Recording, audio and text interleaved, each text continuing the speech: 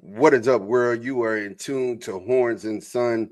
And of course, I'm half of that podcast myself, Victorious Mod. Um, Look, man, the season is over. It was a tough loss that we suffered in the semis to Ohio State. Quarterfinals. We are the only team in college football that had made it to back to back. The only team this year that made it to back to back quarterfinals. And we did so in a good fashion, beating Arizona State. And then we got to Ohio State, and it was a tough loss. It was a tough loss. Everyone was talking about how Sark, the things that Sark did, the bad play call down there at the end zone. And I mean, it was a bad play. I think Sark has been haunted. Definitely has been haunted by that Oklahoma call that he made 4 straight times running it, and we didn't get in. So yeah, I think definitely at the end of everything, and how he feels about this whole thing, I think that's basically kind of sums up our woes. Now, I waited to make this video so we could talk about all of the people who have announced that they're leaving. Of course, Isaiah Bond is gone to the NFL. Matthew Golden is gone to the NFL. Kelvin Banks Jr. is gone to the NFL. Uh, Hayden Connor is gone. Jake Majors is gone. Cam Williams has declared going to the NFL. Of course, Gunner was a senior. He's gone. And Quinn has declared for the draft, NFL draft. Silas Bolden said, he's done with college football, so he's gone, right? So when you look at this offensive side of the ball, we lost a lot. We definitely lost a lot. But I'm excited about what we have coming in. First and foremost, I want to say thank you to all of the Longhorns that were a part of this dynamic run, 2-year run. All of those guys, even the hired hands that we had come in with Isaiah Bond and Matthew Golden. I want to send Houston a thank you card. Okay, I appreciate you guys for letting him go. Matthew Golden was a godsend this year for this Texas offense. So as I look at what we have coming back, we have Ryan Wingo, who played, a lot of ball this year. Definitely dynamic, big, strong. He's going to be a force to be reckoned with coming back this year in the spring. We have Ryan Niblett coming back. DeAndre Moore Jr. will be back as well. Both of those, Ryan Niblett got some run at running back because of the injuries that we had before Quintravion, turned it on. And we'll get into Quintravion here in just a minute. But when we look at the wide receivers that we have coming back who have experience, I mean, I'm pleasantly happy and surprised, by their production this year.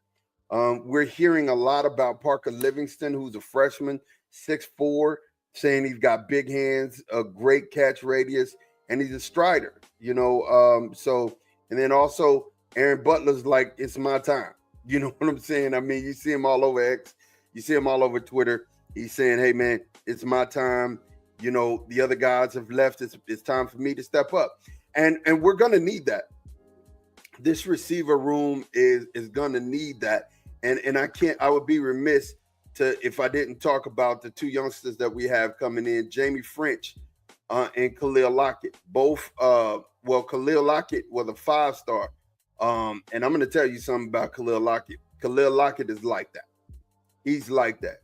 DeCorian Moore, I think all of us thought that, he was, the gem out of that Duncanville area. But when you look at it, Khalil Lockett wasn't just like a soft second. This guy could play. I mean, Khalil Lockett is 6'2", 175, real good after he gets the ball. That yak yardage is something that he's going to get. And I think he'll be one of those guys that earn some some run. You'll see Ryan Wingo probably at the X, and you'll see Khalil at the Y, or you might even see that switched up. DeAndre Moore, of course, would be that slot. And I think that, that's his position, and nobody's going to take that. So, when you look at this rookie class of wide receivers, we got some good ones. Like I said, Jamie French is a strider, man. I mean, 6'1", 4-star. He can catch the ball and flat out fly. So, the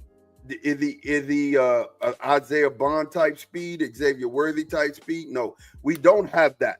Coming back this year, the Longhorns don't have a speed guy or Silas Bolden yet. We don't have a dynamic returner or somebody who just, speed wise is going to wow you and blow you away.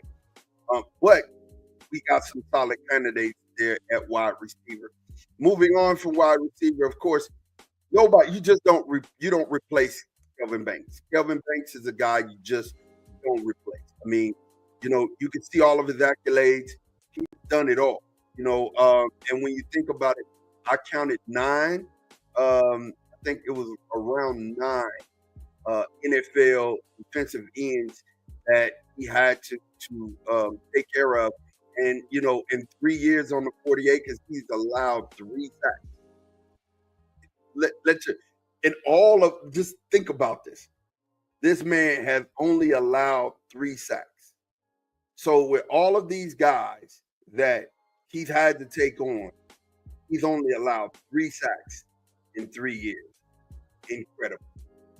That's incredible. So you don't replace a guy like him, but we saw this year that Trevor Gooseby did a really good job stepping in for him, and looks like he's going to be a really good prospect to hold down that left tackle. We got your boy Neto. I'm unsure on how to say his last name, but because it's hey, look, you can see it. If you can, hey, look on the screen. If you can say it, you say it.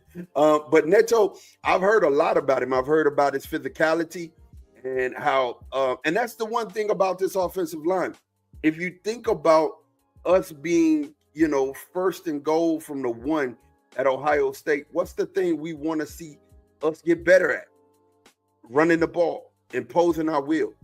And one thing I'll say, and I got to say this because I want you guys to get it. One thing I will say is that I do believe Jake Majors, Hayden Connor, I believe those guys were recruited to play in the Big 12.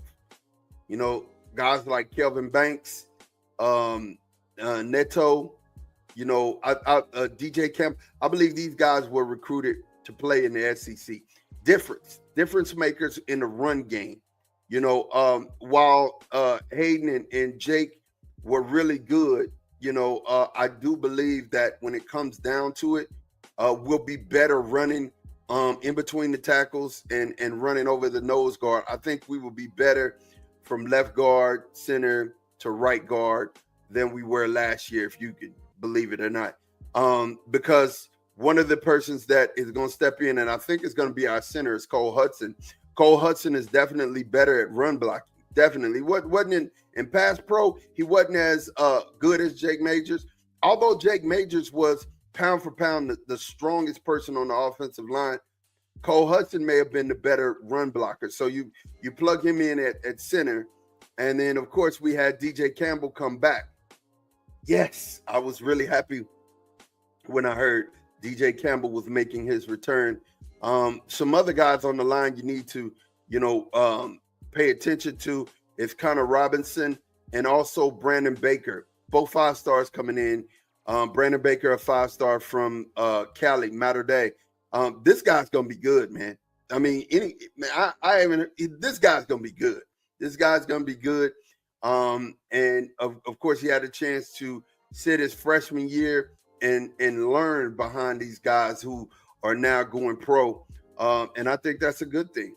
So now, we look at and Brandon Baker will probably turn in at right guard. And like I said, believe it or not, this offensive line may be better just may be better than the offensive line that just left. So, and I think that they may be better just because of osmosis. At the helm, we got Arch Manning. Arch is a dynamic to me. Every time I see him, he reminds me of a better Josh Allen. You know, somebody who can run the football when they need to, get out of a jam, run it when we design it, and who can throw that thing. Who could pop up and throw that thing and throw that deep ball.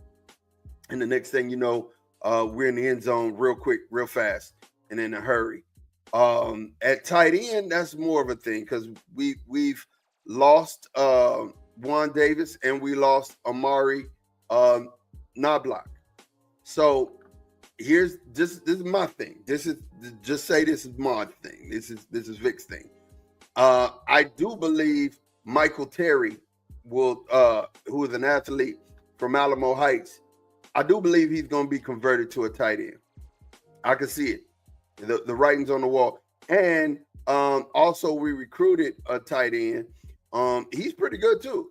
I mean, Amari Winston, pretty good. 3-star. And I can see him, stepping in, getting some run too, getting some tick too. But I believe, without a shadow of a doubt, that this one is going to be, it's definitely going to be Michael Terry's. This is going to be Michael Terry's job. I think this is where he gets on the field and he does a really dynamic job at tight end. I think he'll be our next great tight end. And then at running back. So Jaden Blue went ahead, went pro. He declared and went pro. I was thinking about this when the season ended. I was like, what would be Jaden's Blue role? And I mean, I seen Robinson, Keelan Robinson type vibes there, but I don't think that it would have been enough. It wouldn't have been enough footballs for him to be able to get enough touches, right? I don't think he would have got enough. So I think, him going pro was a wise decision. He'll catch on somewhere and he'll be a good running back. Tashard Choice is doing his thug thizzle. When I say he's putting running backs in the league, he's putting running backs in the league. Check this picture out. He's putting running backs in the league, and all of them are in the league right now. All of them are getting a chance to get some run and get some tick. So when I think about this whole thing, this running back scenario, we got CJ Baxter coming back. We don't know what CJ's going to be, right? Injured 2 years in a row. He was preseason all SEC. So that's telling you what we think potential-wise he could be. But we don't know. I mean, we don't know. We've seen pieces of brilliance from him. We've seen him be really, really good in spaces and at times. But we just need to have him healthy. I mean, this is a guy, if he's healthy, I think, is a first round talent, right? But can he be? And of course we had Jarrett Gibson, the baby. He definitely, made some noise this year.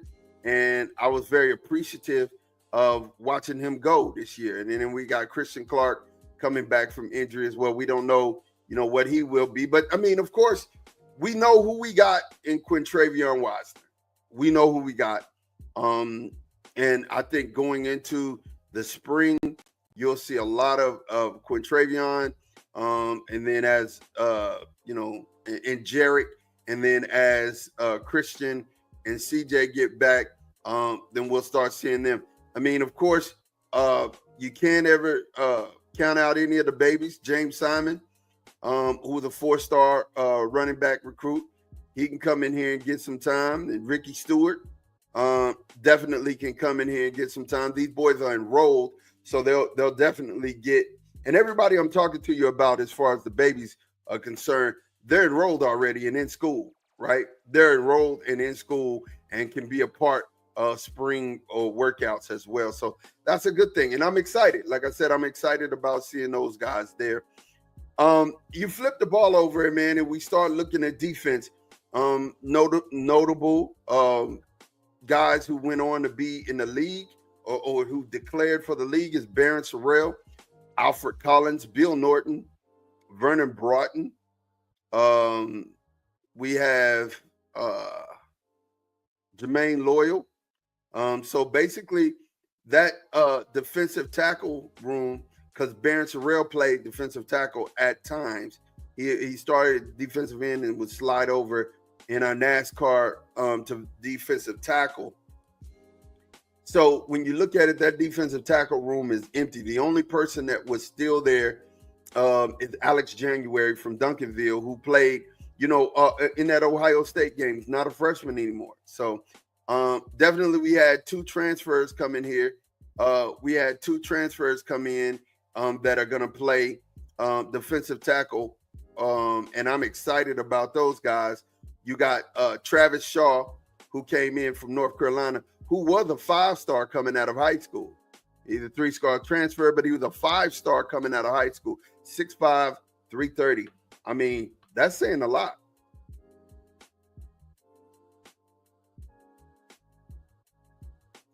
Excuse me. That's saying a lot.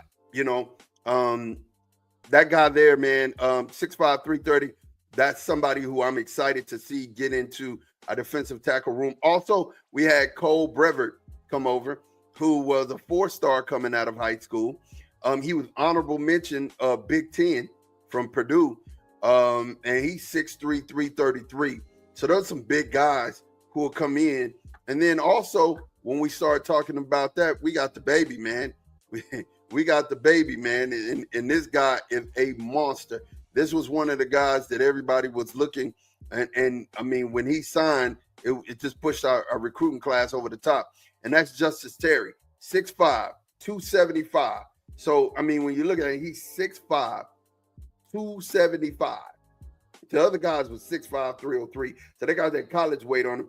He's still, 6'5", 275. He's a baby. He's a baby. Nationally ranked number 9 at his position, number 2 in his state, number 2, from Manchester, Georgia. I think he's going to make some noise there for us in that defensive tackle room. So, and then we're also looking, and I'm hearing rumblings about Colton Vasek, who's a redshirt freshman, being played in that 2-technique defensive tackle rotation, which will be good. I mean, Colton Vasek, I think, he's one of those guys who can play both positions. Speaking of the defensive end, we have Ethan Burke, who's coming back this year. We also have the big news for me, Trey Moore. Trey Moore coming back, just, oh my gosh, made me so happy. I was really, really happy. Like, we needed Trey. I think he came on towards the end of the year, and I mean, he made some big plays. Trey Moore was that guy who you could count on to be solid towards the end. He just found his footing late, right? He just found his footing late. And of course, the freshman All-American, who is going to be a diaper dandy, is one of them boys that you just call great. When you see him, you it doesn't matter. He's a football player. Put him wherever. And that's Colin Simmons. Colin Simmons is coming back, of course. So our defensive end room is looking really, really good. Also, I just need you to know, Lance Jackson from Pleasant Grove, Texarkana, he's a guy. He's not just a guy. He's that dude. He's that dude. 6'5", 260, 4-star. He's enrolled. He's definitely going to get some playing time this year. He's going to get some tick. I think I look for this guy. I mean, if you just look at him, and he was there on the sideline for the 2 games that we won in the college football playoffs. He was there for both games. And he was there, of course, at the end with Ohio State. So, I mean, this is a guy, I'm telling you, this is a guy who you're going to hear a lot about. Next year, he's going to do a lot of great things. I'm excited to see what Lance is going to do. I'm excited to see what he's going to bring here on the 40 acres. So when we move past our defensive ends and our edges, We have, you know, the All American here back. Well, so we had an All American defensive end. Now we have an All American linebacker that I'm talking about, and of course that's Anthony Hill. But we lost David Bender, we lost Maurice Blackwell, we lost those guys to the NFL. But we still got Anthony Hill, and we still got Leona LaFau. So they're coming back. Those two guys are coming back. Of course, Ty Anthony Smith is coming back in that linebacker room. But get this, we had some transfers that come in that's gonna push Leona, I think, for real, for real. Brad Spence, he's the guy who can play edge and he can play linebacker.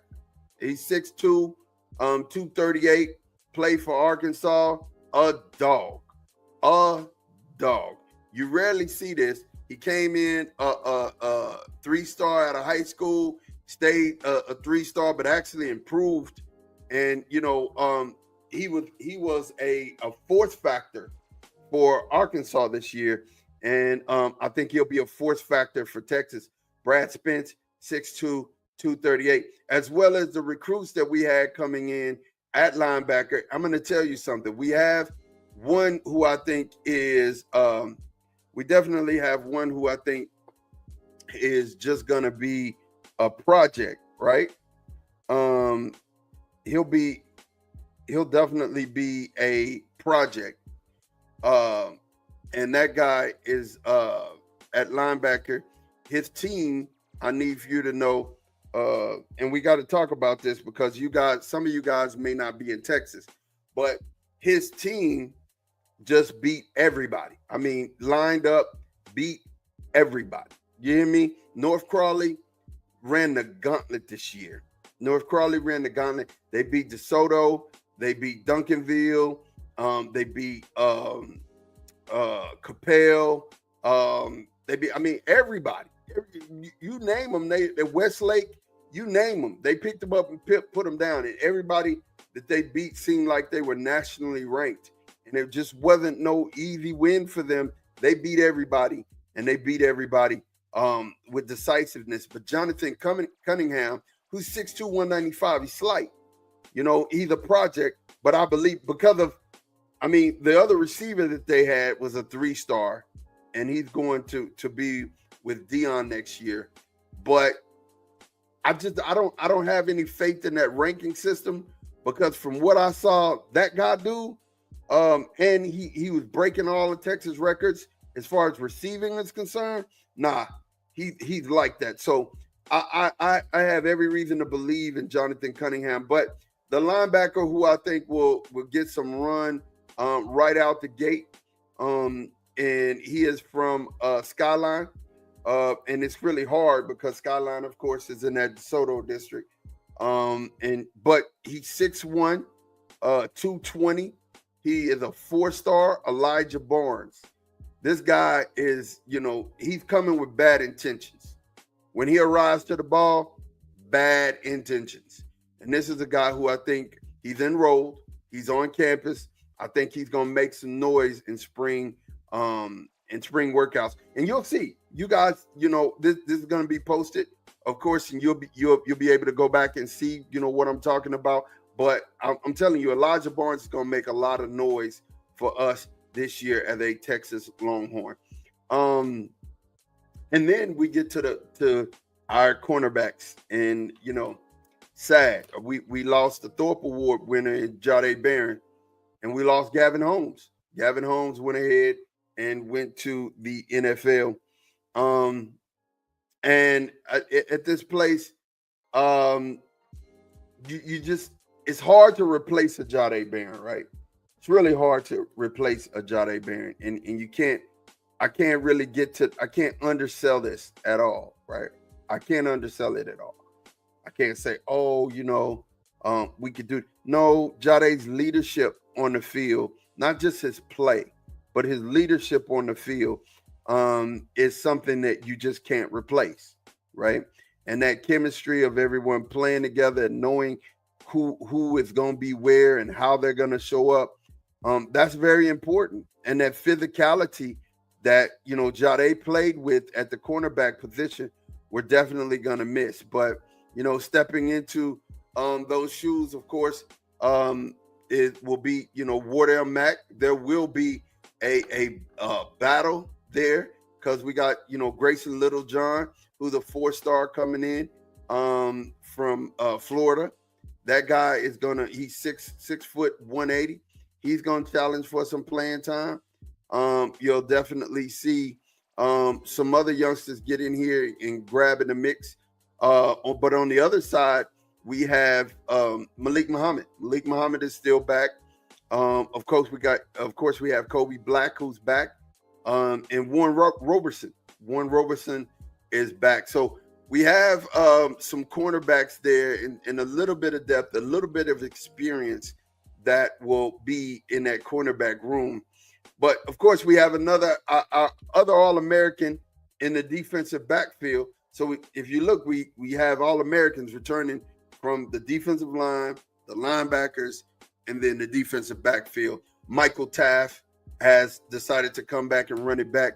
I am super excited. So at free safety, you got Michael Taft, Derek Williams, who was hurt last year. He will be back. Xavier Fissamine, freshman, but it was a 5-star. He'll be back. So I'm excited to see what's going to happen. Now, we did have Andrew Makuba leave, who was a freshman All-American at Clemson. And again, that was a guy who came in and set the physical nature of the backfield as well. Him and Jade and Michael, they would come up with bad intentions. And I'm going to tell you, it was a no-fly zone for a reason. It was a no-fly zone because those guys will make you reconsider catching the football. They will make you reconsider, hey, do I really want to catch the football with these guys in my area? So, I mean, we're going to miss Andrew Makuba, but Jelani McDonald slides in that place. Or, who knows, Eric Johnson may slide in that place. Derek Williams may slide in that place. Derek Williams also may slide in at corner. Who knows? I mean, he's very versatile. We got to see how he comes back, man. I mean, he was a guy who would have been on the field a lot had he not got hurt. Definitely would have been in either Jalen Gilbo's spot over there at the nickelback, or he would have played some corner. But definitely he's the guy who comes up very physical, right around the ball. I'm excited about the other safeties that we have coming in, especially Jonah Williams. Jonah Williams is a 5-star. His position is ranked number 1 in the nation. As a safety. In the state, he was ranked number 3, and he was nationally ranked number 6 player in football. He also played baseball. Played center field as a safety. They list him as a 4-5 guy. I wouldn't be surprised if he's a 4-4 guy. He's running. He plays center field. So, your center fielder has to be fast. He has to be able to cover a lot of ground. So this guy Jonah is real. Now he's a big kid, 6'3", 203. They say he's going to be looking at a lot of film because he's already enrolled. Because of course he's playing baseball, but he's going to be looking at a lot of film football to be ready ready to go on the football field when spring practice starts. Of course, and he's able to really, or fall practice starts, and he's able to get in because the Boys of Spring will still be going, and hopefully he can win a national title in baseball and turn right back around and win another one in football. That would be really good to see. But here's another guy with bad intentions who's coming up to lay a wood. Definitely rangy, long, can cover your tight end. Can cover any good tight end because he's 6'3" and he's 203. You're not pushing him around. And definitely can help support the run game as a safety. On top of that, you got Cade Phillips, who's a 6-foot guy, 6'1", 175. He's enrolled. Cade is going to get a lot of run, and get a lot of the reps that Jonah Williams would have gotten. He's going to get a lot of those reps while Jonah is in playing baseball. And like I said, The safety group, man, I am not worried about it all. I think we're going to be, set. Um, and then of course, like I said, the nickel back is Jalen Gilbo, who will be back. And he played really good at times. Jalen Gilbo played really good at times, but then there were games where you were like, "What is he doing?" Right? I believe he's going to turn it up. He's going to ramp it up. You're going to see a big jump from last year to this year, and I'm super excited and truly ready to see what's going to happen there. If you guys listen, we're to the place where, and I'm going to say this, I know you guys are worried. I know you guys are worried. I know you're worried about the wide receiver position. But going into this year, we had no idea what Matthew Golden was going to be. We were all excited about Isaiah Bond, but didn't really get a chance to see him do much, right? He did some things, but, and then Silas Bolden, we were excited about, and he gave us a lot. I mean, he gave us electricity in the kicking game, and every time he touched the ball, he was trying to go to the house. So the trouble areas where you guys are worried at wide receiver, I wouldn't be. Because I have faith in Ryan Wingo. I definitely believe Aaron Butler is hungry. I have faith in DeAndre Moore. Ryan Niblett is a team guy. He was going to play running back. And I believe, and he's got great hands and good speed. So I believe he's going to be a guy who's going to give us some depth at the wide receiver position and help us. And then, of course, like I said, Khalil Lockett and Jamie French, these two guys are really good. Really, really good. Really, really, really, really good. So please don't worry about our wide receiver position. Don't worry about that. Like I said, the line, we're going to be good. We're going to be very competitive. Bringing Michael Terry in and letting him play tight end and giving Arch another fast target, I think that's going to help us. And then offense, you get thumpers back. People who can run in between the tackles, who can get the hard yards, and then you have a reliable back in Quintravion. So offensively, I think we're better than we were last year. If you can believe that. Offensively, I think we're better than we were last year. I think this is a 30-point-a-game team, right? I think this is a team that's going to score 30 points a game. Defensively, I know that, you guys are worried about cornerback, but I wouldn't be worried about the cornerback position. I wouldn't. Wardell Mack played some this year. Malik Muhammad's still there. Kobe Black played some this year. We're going to be good. And with Jelani McDonald and Michael Taft coming back, combine them with the freshmen.